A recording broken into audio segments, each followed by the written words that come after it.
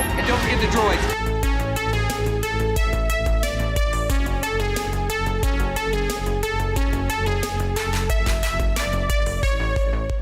Welcome back to the Toy Box. In this episode we'll be looking at showcasing and reviewing a custom vintage Kenner style action figure which was released a couple of years ago by Stan Solo Creations.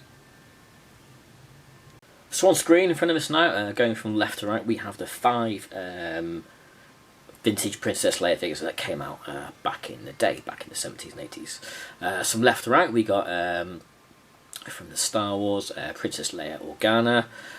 Then we have her in a Bespin outfit from Empire Strikes Back, her Hoth outfit from Empire Strikes Back, and then we have her in a Bounty Hunter Bausch outfit from Return of the Jedi, and her in her Endor attire also from Return of the Jedi.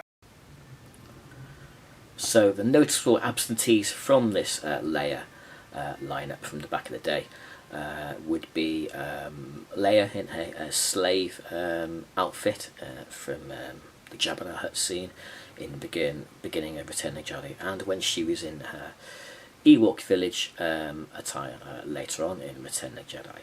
And it is the first one that I mentioned, Princess Leia in her slave outfit attire from the Jabba the Hutt scene that we are going to be looking at today. So here it is. Yeah, lovely looking thing. 3 3¼ inch, of course. It's got 5 points of articulation, just like the vintage Kenner style figures had. A closer look at the moulding, the detailing. It's got nice wrists, jewellery. Actually, the face is quite similar to the Endor layer. We'll have a look at that, compare that in a minute. Nice detailing on the gold bra.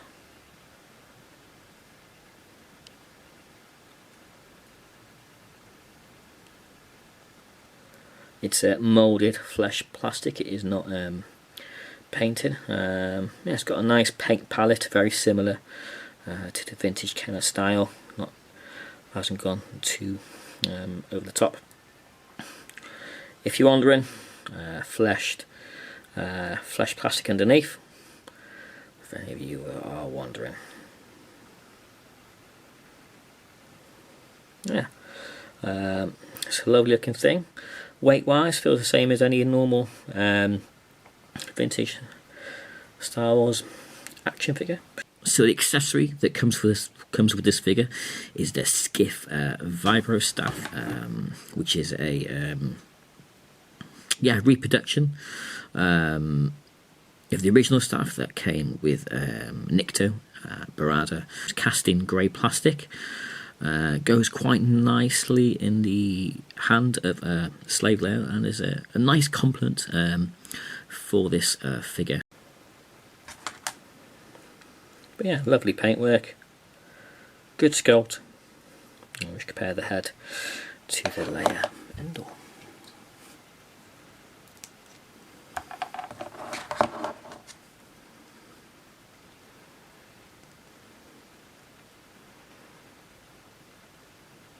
Yeah, so it's not exactly the same. Actually, it's probably a mixture of that and the original Leia.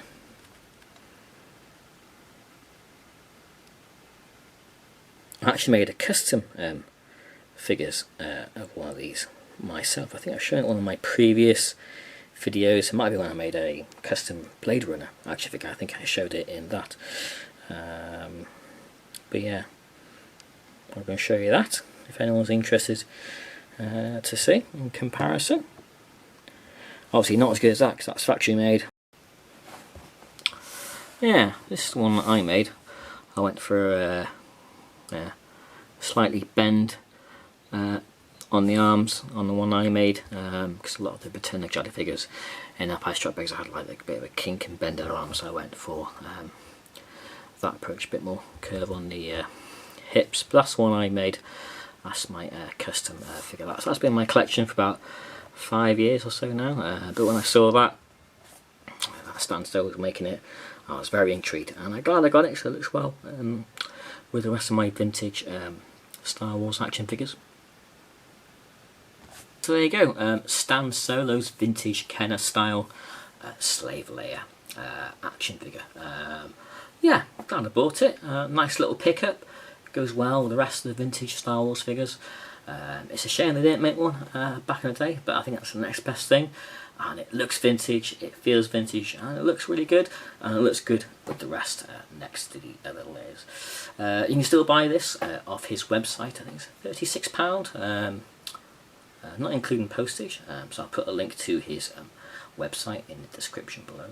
Right then, so I've got my Jabra Hutt vintage playset out. The right thing to do is actually use this what it was meant for.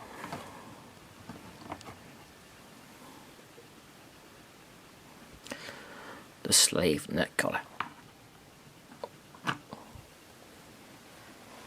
There we go. So I hope you enjoyed the video. Click the like button, subscribe to the channel, and I'll see you in another video. Thanks for watching. Bye bye.